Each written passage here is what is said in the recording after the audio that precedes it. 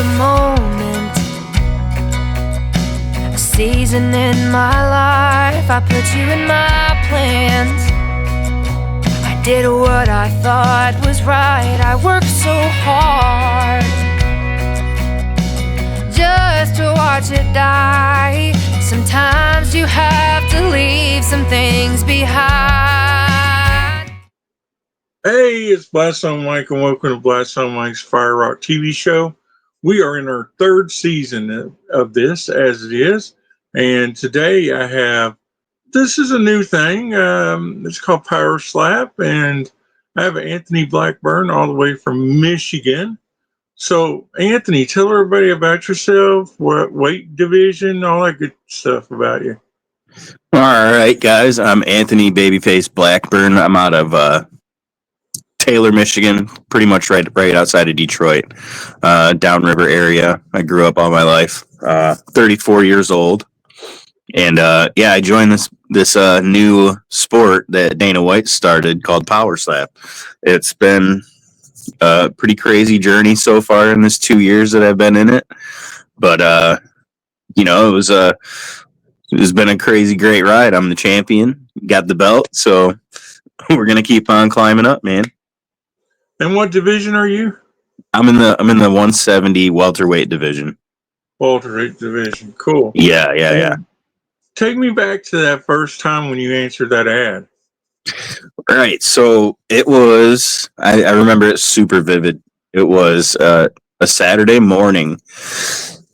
I had been probably out the night before or playing my Xbox and was having twisted teas or something, and was feeling a little bit of the night before and just swiping on Facebook, scrolling or whatnot, and I seen this ad pop up. It was like, do you think you got what it takes? And Power Slap, sign up here right now. And I had seen clips on YouTube and stuff of people doing this, and I'm like, oh man, I could do this. Let me see what this says. So I clicked it, and it was really super easy to sign up. Took about 3 minutes, super basic information. They wanted to know your height and weight and combat experience or sport experience in your past, stuff like that, and like why you want to do this, blah, blah, blah, blah, blah. And that's how I signed up for Power Slap, was off of Facebook. It's pretty cool. Did you go around just slapping the shit out of all your friends or something? I mean, how's that work, man? You sign up. Of course, you get the job, as they call it, because it's a job, and you get flown to Las Vegas. I'd say, right? Mm-hmm. And they're like, "Okay, you got to slap this dude." I mean, do you like go around like slapping dummies? I mean, slapping half of Michigan. I mean, how do you know how to do it? Because I've watched a lot of it, okay, and I got to the point. It's like pro wrestling. I can see when people make mistakes, or I can see when they talk or whatever in wrestling, because I watch it so damn much. With the slap stuff, I can guarantee you, I know when somebody's clubbing somebody. Right. I mean, I've got it down. I mean, because I've watched it so much of it. It's like, how are these people? We'll get to it, but I just got to get it out of my mind. How in the hell do they not know not to club somebody? It's like, we'll get to that in a minute, but I mean, how do you train for something like that? It's not like you're training like Rocky to box somebody. I mean, how's the training go? Right. So, and obviously there's an aspect of this where it's not like boxing to where I'm not asking my friend like, hey, let's square up today and slap each other. It's not like that. So there's not really a practice that you get to practice on taking a shot, but you can work out and you can practice like hitting a bob, or I have a bob that's like a foam head that's just the head, and it has a handle in it so you can hold it out, and then I slap it while my coach holds it. So that's how I get my practice in, is with a trainer. So take me to that first time that you land on the ground and you're in that moment going into wherever you're going. Tell me about that. So they arrange everything for us.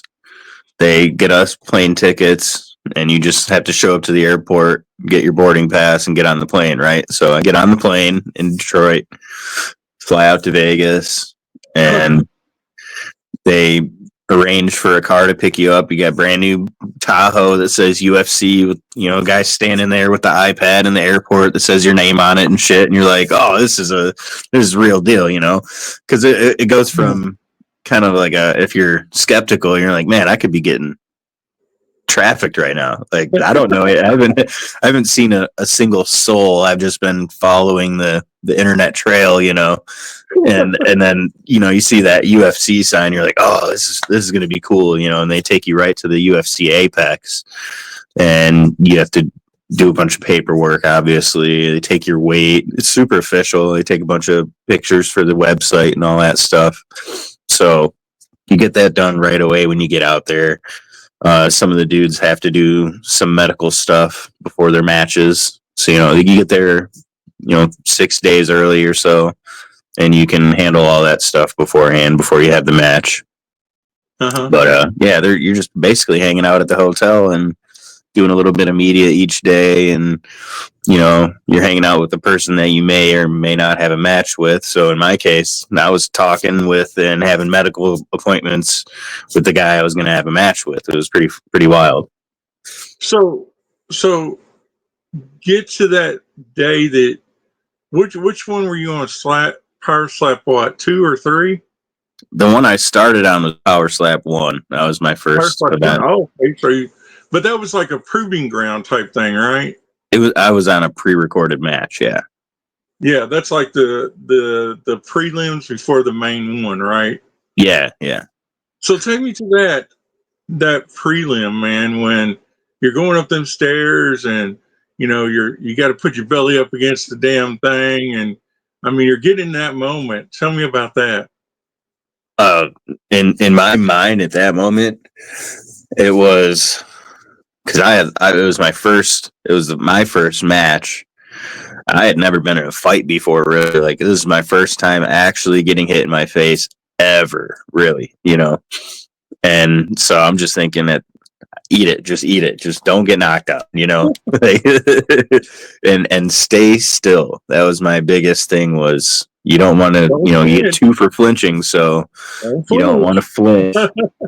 And so I'm just thinking, stay still, don't show any fear, and just eat this, right? So, and what they had done is everything is, kind of up in the air as far as these prelim matches, because not everyone shows up to Vegas, or maybe someone didn't pass medicals, or, anything can happen. So things get jumbled around and they have to do things on the fly.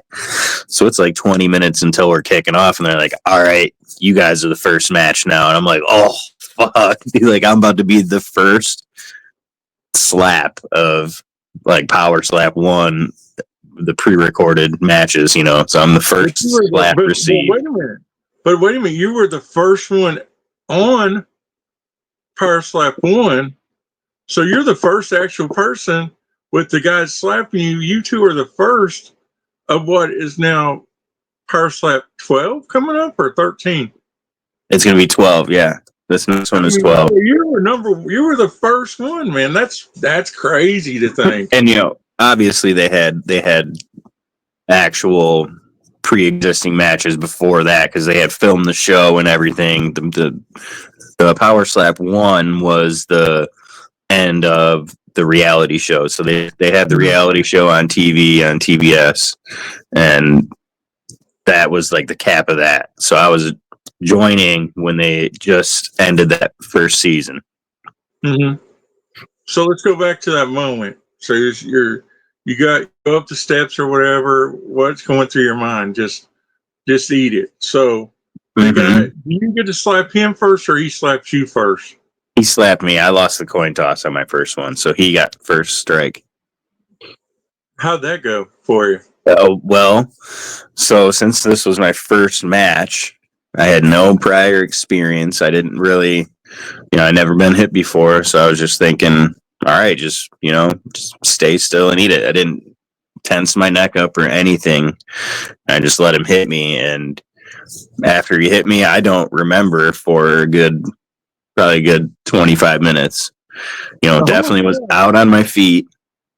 Don't remember until we were getting on the bus to go back to the hotel, like after backstage. I won the match, went backstage, passed medicals, got paid, took a picture with Dana White and everything.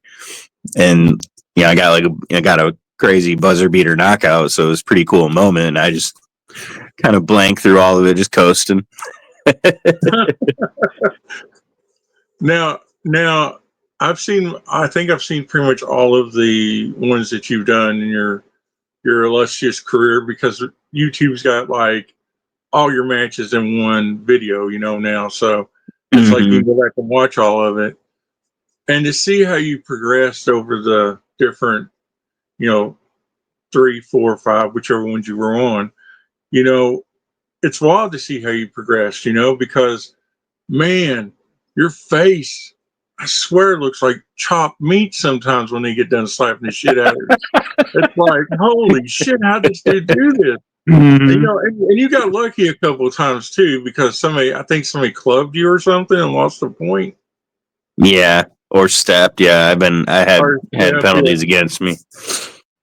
Yeah, so, man, how did it become you going for a belt? I mean, how did that work? So after Power Slap 1, me and another welterweight striker, Cole Young, he had gotten a knockout, and I gotten my knockout. So we had been matched up for Power Slap 2. That was my second match. So after that, that one was a good one. I mean, we went back and forth, and boom, we're nailing each other. Went all 3 rounds. Ended up tying. And then on my third match, I had a little break after my second. My second match, I had gotten my orbital broken. And I had a 6-month, they had given me a 6-month suspension so that I can heal, medical suspension. Mm-hmm. So after I was healed, I had my time off. They scheduled me for my third match with Andrew Fields. And then, another war again. We went another 3-round banger where I barely edged him out, I think. He ended up fouling. And I think that's where I excel, is I'm very clean and I follow the rules to a T, make sure I'm doing it right, So after my third match, this is when the welterweight title changed hands at Power Slap 6. Chris Thomas came back at Power Slap 6, and he got beat by Manny. Manny took his belt. He had done a really fast turnaround, and they scheduled him against me, and that was my 4th match. So against the former champion, he just lost his belt. Like, it was a couple months prior to this, right? Mm-hmm. And so I'm on the rise, and they want to make sure he's still, good, right? So give him someone that's on the rise, and if he beats them, give him another title shot, right? So I ended up knocking out the former champion, and that catapulted me right to the title shot. So my 5th fight, that's my title shot. Manny had the belt after winning it, knocking out Chris. So I knew as soon as I knocked out Chris, I was calling Manny out. I called him out on the stage, said, "Get ready, I'll be coming for that belt," And lo and behold, they matched us up. So that's my 5th match. Me and Manny go all 5 rounds. Very, very close match. I was challenging for the belt. I didn't think I really beat him really solid enough to, take it from him. So I was really thinking I didn't earn it. And they ended up giving me the win in the judges' scorecards. So won the belt that night. Then my last match was a rematch with him, and he had ended up missing weight by 0.2. like 0.2 pounds, 0.5 pounds, something really, really small. And they had ended up switching it from being a title match to a 5-round exhibition match, to where that one again was another 5-round war where I barely beat him again. I barely edged him out again. So that over this, 6 matches now, I've only had 2 finishes, before the decision happens. So I have no fouls thrown on my end. I've never fouled on my stepping, never clubbed. I've never been called for it. Obviously everyone's not perfect, but Yeah. I haven't been called for any fouls yet, so I'm doing pretty good. And I really like different guys that are your ref or whatever too. Like, I really like the young white guy. Yeah, Jason Herzog, he's cool. I like Jason. The older white guy kind of gets on my nerves. And then the black guy that's there, I just don't know about him. But I like the young guy because the young guy kind of explains it to you. Like when you do club somebody clubs somebody, he kind of goes over and he's like, yeah, you did this, and he kind of explains it. And it's like, and I think when you're in that kind of a moment and somebody just slapped shit out of you, you might need somebody to explain it to you a little bit. Not be quick about it. You know what I mean? It definitely helps. Yeah.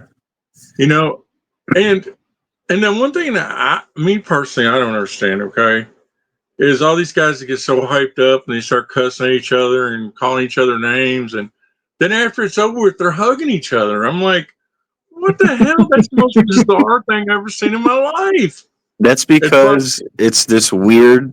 It's not everybody. You can't speak for everybody now, but since we're all in this sport that just kind of is blowing up in America now, it's like a brotherhood. We're all in this together, and we're all working towards the same goal, and we all want to make this as cool as possible for everyone involved. Blow it up as big as we can, and so that's what you get. You get this camaraderie, this brotherhood, even though you're competing in this brutal sport. It's like basically modern day Aryan gladiators, Well, I got to know. Have you met Dumpling yet? Yes. That dude is like the coolest dude I've ever seen. I mean, after he lost to the Crazy Hawaiian that one day, I thought he was going to come unglued, man. And it was like you couldn't understand what the hell he was saying because he's from Russia or somewhere, and he's like, and everybody's like trying to calm him down and shit. And then he comes back and he beats him in the last match. It was like what I said, it ain't like Rocky, but it was almost like Rocky because you're rooting for this guy. I like the Crazy Hawaiian, okay? But Dumpling, for some reason, there's something about that guy that just he's basically like the reason Dana created the sport. He's responsible for this sport, power slap. Basically, really, yeah. Mm-hmm. So is he known for being a slapper, or is he known for? He's been doing this for years and years and years. So back in. Wow. I think I don't even know what year it was. I want to say a few years ago, 3-4 years ago, was when Dana saw him on YouTube on like a 300 million view video of him slapping in Russia. And they'd had competitions where it was a whole table and a backdrop and stuff, but it was like filmed on a potato phone, right? So it looked real grainy and crappy on YouTube back in the day. And he was like, oh, dude, we could do this way better. We have all this stuff already for the UFC and the Ultimate Fighter. And all it is plug and play. They use the same equipment, same team. Yeah. It's really easy to just get new talent in here and start this new thing up. Let's make this rule set. Let's get it commissioned. And now you got a professional sport. So Dumpling's the man. Hell yeah, he is. and it's cool because we're riding in the bus together after we did our media day, And I obviously, everybody knows who he is. He's really famous. He's worldwide famous. So we're sitting there, and I'm like, man, get out the Google Translate on my phone. I'm like, how are you doing? How's it going, man? Because he's been there for he was there for 2 weeks or 3 weeks prior to everyone else because he's coming from Russia. So he'd already been there hanging out for a long time. And he's like, grabs my phone. We're sitting there having a conversation back and forth, blah, blah, blah. It was really neat. He's just a normal dude. And he's like, I like Vegas, but it's hot, He's like, there's no grass. It's just the normal stuff. That's funny. And now the girls are getting bigger in it too. With Paige Van Zandt being a part of it. It seems like the girls are getting to be more and more on these shows. Well, now, I think her next match, she's going to be fighting at Power Slap 7. Her opponent kind of is like, she's a newer striker, but she's looking like she's game and she's ready to go. And, they're both really good looking ladies. You're like, dang, this is going to be really cool to watch. And it's probably going to bring a lot of people to watch just that, but even if they turn it on just for that, they might, shoot, I'm going to watch this now. I'm kind of hooked now that these girls were on it, and it's going to bring a bunch of eyes and a bunch of fans, I believe. Is that Power Slap 12, you said? Yeah, March 7th here. So, but they've been overseas already too, right? And they've 2 been times. Abu Dhabi or someplace? Abu Dhabi and Saudi Arabia now. Wow. Hopefully you get your next match over there somewhere, man. I was gung-ho, and once they had announced that, hey, we're going to be going overseas and stuff like that, then they had put out a bulletin like, you should probably get your passports and be available. If we call you to do this, you need to be able to go if you want to do it, Yeah. So definitely got my passport. I had to expedite it and everything. And so now I'm ready to go whenever they need me to. Yeah, that's cool. And you have a belt now. Mm-hmm. Correct? Oh, you got it with you? Oh, yeah, I can grab it. 1 second here. Give me 5 seconds. Check this out. I should have had it on deck. I can't tell you, life goes on. Boom. There it is right there. Look at that belt. So he actually gets to take it home. It's not like, okay, let's put it back in the box, and when you come back, you pick it out of the box and stuff. Now, explain, because we've talked several times, explain the fact about the belt that if you win again, you get another belt. Yeah, I think that it does say in our contract if they ask for it back, you got to give it to them. But I think that's something they just have to write in there. Like the same deal they give the UFC fighters their belts when they win. Whenever a new belt is up for grabs or you're defending it, a new belt is on the line. So you win that belt again, which is kind of cool.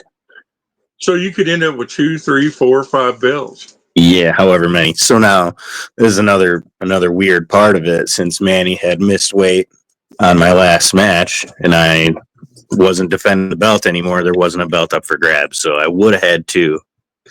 Mm-hmm. And those belts, now, let me ask you this. Are they Velcro on the back or are they clamp? It's actually both, so it's adjustable. So if you look here, it's got the strip of clamps that the Velcro pad is actually movable back and forth. You can clip it. Oh. So if you're a bigger guy, you can move it back, and that's nice. Like that on both sides. It's pretty nice, man. It's really cool. Yeah, and I was supposed to meet up with you. We were going to go see Ace Frehley, and we couldn't do it because it was so close to Christmas. But I'm going to get up there to Michigan where we can hang out sometime and go to a banger of a show and all that. Me and my buddy Andy are looking forward to it, man, because we wish we would have been able to go when Ace was playing, but it's like 2 days after Christmas, and it didn't work out. But spring's coming. Summer's coming. Hell, you might have 2 or 3 belts by then. Who the hell knows?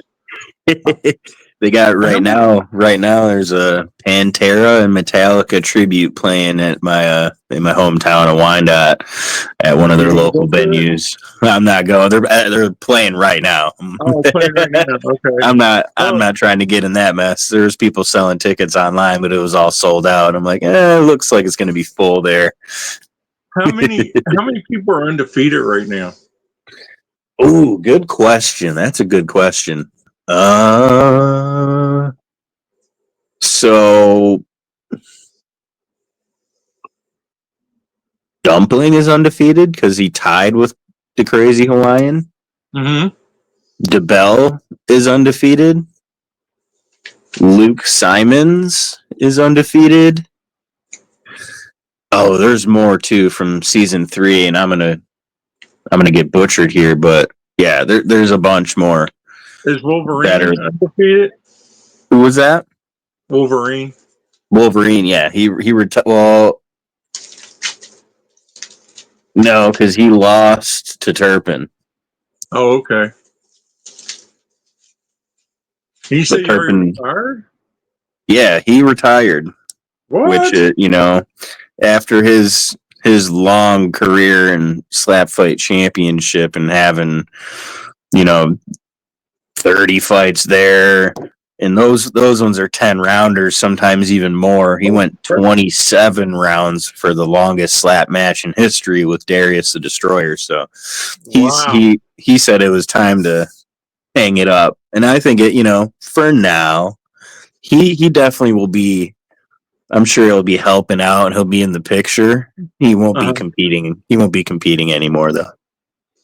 And that's something I noticed too. Like the guy that you beat, and then you tied with him or whatever, the one you got the belt from. I noticed that he's a coach sometimes, Mm-hmm. and some of the other people are coaches sometimes. Is that what you were talking to me about earlier that you're going to be doing? Maybe. See that is that's a no. I think I'm going to be doing something even different. It might be a brand new. I might be doing something that hasn't really been done too much. Oh, okay, cool. He said it. He said it was kind of like off camera too. So we'll see what happens when I get there. Well, I'm pretty excited to see where it goes, man. When we first talked, we instantly become friends, and you were the one that me and my wife loved watching. I mean, it's just because you eat that shit so good, man. You just, I mean, it's such a weird thing to be good at, man. Like, when you get slapped, your face just like distorts into this kind of weird looking shit, and you're like, how in the hell does he come back from that crap? I love the 4K cameras and the slow motion on that shit. It looks so awesome. It looks like somebody took a train and ran through your damn face at 90 miles an hour. That's basically what it is. A toy train. It's a toy train, yeah. And you always go on one, right? That's what I've done since I've started this, right on one. So you have the option of doing, right hand or left hand, and you have to do 1, 2, or 3 measures. So it's kind of like your wind up. You go 1, 2, and then on your third one, you got boom, hit them. And if you hit off count, then that's a foul. Wow. I've been hit off count before, and let me tell you what, when you're not ready for it, it definitely counts a little different. Yeah, people get pissed, man. They're like, "You coming, son of a bitch? You coming?" I'm just going to town. I'm like, yeah, well, because when you're trying to play by the rules and have a fair match, like good sportsmanship, it really pisses you off when you're a good sport. And someone's not a good sport back. You're like, all right, motherfucker, I got you something back. Let me get my lick back. I'm gonna get you. So it's just a sportsman. I think in wrestling it's called a ticket a receipt. That's what Yeah, it's yeah, called. exactly. Yes, yes. Here's your receipt, you know. So Yeah, and that's when you get chopped hard. Yeah. that's when the whole side of your face looks like your dog ate it off the night before, you know. Now, do Mhm. they? Before I let you go, do they let spectators come to these things, or is it all private? Like, how is it now? So on the pre-recorded matches, when I was first getting started, Power Slap 1, these were private events. They weren't selling tickets to these events yet. They were just doing invite only, where they would invite influencers, some celebrities, and it would be like UFC workers and other famous people they knew, you know what I'm saying, celebrities and stuff like that. Now that they've started selling tickets to the general public and doing events overseas in Dubai and Saudi Arabia at these cool arenas, you know, we're doing 4,500 tickets now. So Oh, there's that almost 5,000 people in the stands in Saudi Arabia at the last event. So it's getting to where we're going to look at smaller arenas now. You know, we can start creeping up to bigger numbers, doing a little bit bigger venues, which is kind of cool. well, before you go, I don't know if you know it, but the Redneck Brawl's going on right now. It started at 8 o'clock tonight Oh, no way. in Knoxville, Tennessee tonight. I watched their weigh-ins. Some of those names are killer, dude. They're so funny.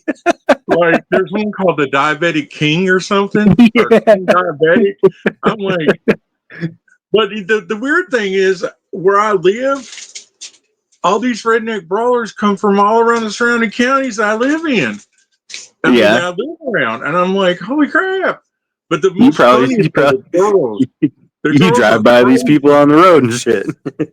Man, these girls are crazy. They're batshit crazy, man. Some of these Oh, girls. the And ring girl competition they have too. Yeah. no, the girls that fight each other. Oh, yeah, yeah. They're like doing this, you know, because they're doing the weigh-in or whatever. And of course, Catfish Cooley's part of it. Yeah. So he makes it humorous too. These girls, man, they're like, this one girl, she like threw a crown royal thing at her or something. And she was tagging her head during the damn thing last night. I'm like, I've got to this redneck brawl stuff went from nobody giving a crap to like they have thousands of people come to these things. Oh, at first you're like, man, this is kind of cringy, but then you're like, fuck, I really want to watch this because it's funny as hell. You know, you want to watch it.